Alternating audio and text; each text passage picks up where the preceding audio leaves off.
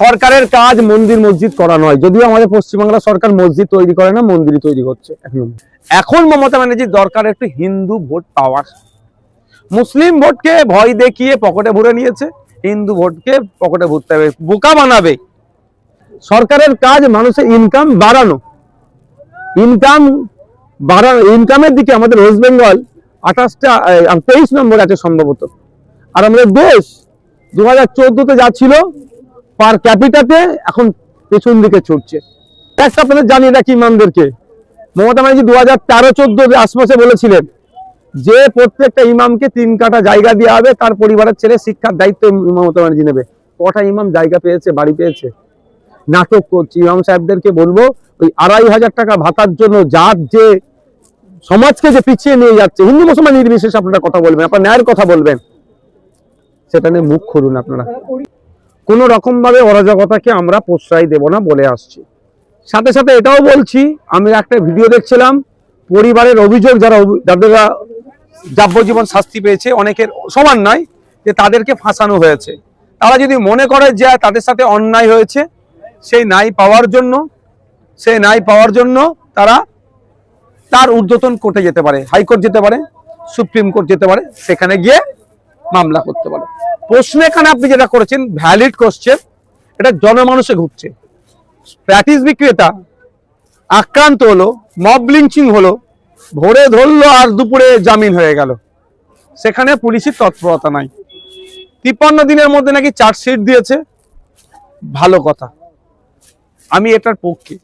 কিন্তু যারা আপনার দুর্গাপুরে যে কাণ্ডটা ঘটলো, ওখানে যারা খুন করতে উদ্যত হয়েছিল, তাদের 53 দিনে জেলে রাখা গেল না। আর একটা কথা, হাঁসখালিতে আমার ওই বোনটার উপরে যারা নরকীয় অত্যাচার চালিয়ে যারা করলো, সেটা মমতা ব্যানার্জি প্রথমে লাভ অ্যাফেয়ার্স বলে চালিয়ে দিচ্ছিল, কিন্তু তার এতদিন টাইম লাগলো কেন? 2022-এ সেটা হয়েছে। সুতরাং মমতা ব্যানার্জির পোশাক, তিনি যদি চান, তিনি সরকারে আছেন, যে কোনো ম্যাটারকে স্পিড আপ করাতে পারবেন।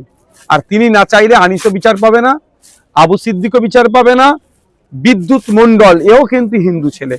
হিন্দু মুসলমানের আমি বিতর্কে কোনোদিন করি না, কিন্তু আমি মনে করি নামগুলো, শিকারি মোরা আদিবাসী ছেলে, সাবির মল্লিক মুসলিম ছেলে, এরাও কিন্তু এখনো বিচার পায়নি।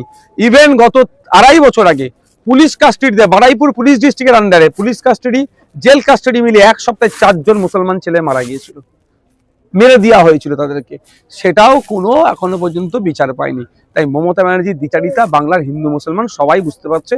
এখন মমতা ব্যানার্জির দরকার একটু হিন্দু ভোট পাওয়ার। মুসলিম ভোটকে ভয় দেখিয়ে পকেটে ভরে নিয়েছে, হিন্দু ভোটকে পকেটে ভরতে হবে, বোকা বানাবে।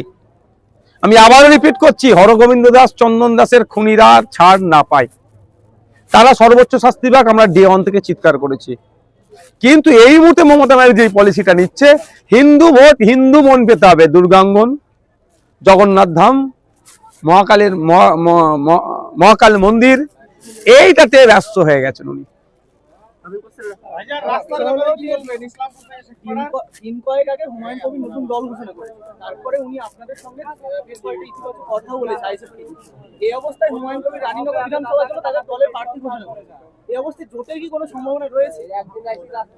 দেখুন, বিজেপি তৃণমূলের বিরুদ্ধে আমরা ঐক্যবদ্ধ লড়াই করতে চাই, সেকুলার ফোর্সগুলোকে এক জায়গায় আনতে চাই, একদম আমাদের ওপেন কথা। সেই জন্য আমরা কংগ্রেসকেও অ্যাপ্রোচ করছি, লেফট ফ্রন্টকেও অ্যাপ্রোচ করছি, আরো অনেক রাজনৈতিক সামাজিক সংগঠনকে অ্যাপ্রোচ করছি। এবার হচ্ছে নতুন দল 22 তারিখে তিনি খুলেছেন, 22 তারিখে খুললেন। আপনি রানীনগরের কথা বলছেন, একজনের ঘোষণা করেছে, 22 তারিখে দল খুলে একটা প্রার্থীর নাম ঘোষণা করেছিল, 23 তারিখে তিনি আবার পরিবর্তন করে দিলেন। তো আগামী দিনে রানীনগর থাকবে কি পরিবর্তন হয়ে যাবে, সেটা সময় সাপেক্ষ, সে বিতর্কে ঢুকবো না, তার দলের অভ্যন্তরীণ ব্যাপার। আমি এতটুকুই বলতে চাই, ভূমিষ্ঠ হয়েছে, একটু সড়গড় হতে দেন, কারণ 4 বছর ধরে যে লড়াইটা আমরা দিচ্ছি, উনি হচ্ছে 23, আজকে কত তারিখ, 25, 24, এই 2 দিন লড়াইটা দেওয়া শুরু করেছেন, একটু হাঁটুক না। জেলায় মুখ্যমন্ত্রী এসেছিল, তিনি আপনি যে রাস্তা ধরে এলেন ইসলামপুর সেই রাস্তা সংস্কারের জন্য 40 কোটি টাকার একটা বরাদ্দ করেছে। এরপরে তার সম্প্রতি মাসখানেক আগে পূর্ত দপ্তরের কাছে ফান্ড না থাকার অভাবে রাস্তার সংস্কারের কাজ পুরোপুরি বন্ধ হয়ে গেছে। টেন্ডারটা বাতিল হয়েছে। এই অবস্থায় পুরো এই বিধানসভা পুরোপুরি রাস্তার উপর নির্ভর করে। জঘন্য রাস্তা, জঘন্য রাস্তা। এই রাস্তার সংস্কারের হওয়া দরকার। পূর্ত দপ্তর কি করছে? খেলা মেলা করে হাজার হাজার কোটি টাকা উচ্ছন্নে দিচ্ছে, যেগুলো প্রয়োজন নাই সেখানে হাজার হাজার কোটি টাকা নষ্ট করে দিচ্ছে। আর যেগুলো এসেনশিয়াল, যেগুলো খুবই প্রয়োজন, রাস্তাঘাট, হসপিটালে ডক্টর, ঔষধ, টিচার, ডাস্টার, চক, শিক্ষা ব্যবস্থা, এগুলো এসেনশিয়াল, এইগুলোতে মাথা দিচ্ছে না। তো ব্যর্থ সরকার চলছে, এই সরকারের নামে সার্কাস চলছে।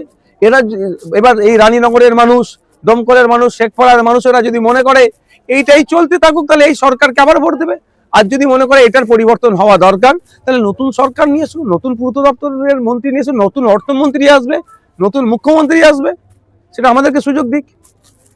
গভর্নমেন্টের রিপোর্ট অনুযায়ী 60% ভারতীয়রা 100 টাকা প্রতিদিন ইনকাম করতে পারে, যেটা এটা ক্যালকুলেশন করে মোটামুটি 70 কোটি। সেখানে দাঁড়িয়ে রাজ্যে একটা হিন্দু মসজিদ মন্দিরের রাজনীতি চলছে, তো সেইটা আপনি একজন বিধায়ক হিসাবে, একজন নেতা হিসাবে কিভাবে দেখেন? সরকারের কাজ মন্দির মসজিদ করা নয়, যদিও আমাদের পশ্চিমবাংলা সরকার মসজিদ তৈরি করে না, মন্দির তৈরি করছে। এখন সরকারের কাজ হচ্ছে মন্দির মসজিদে যারা যাচ্ছেন তাদের নিরাপত্তা সুনিশ্চিত করা, তাদের অধিকারকে সুনিশ্চিত করা। তারা যে মন্দির মসজিদে যাচ্ছে সুরক্ষা প্রদান করা। তার পরিবর্তে আমরা কি দেখছি? মন্দির মসজিদ বা ধর্মস্থান তৈরির জিগির তুলে মানুষকে বোকা বানাচ্ছে। সরকারের কাজ মানুষের ইনকাম বাড়ানো, ইনকামের দিকে আমাদের ওয়েস্ট বেঙ্গল 23 নম্বর আছে সম্ভবত। আর আমাদের দেশ 2014-তে যা ছিল পার ক্যাপিটাতে এখন পেছন দিকে ছুটছে।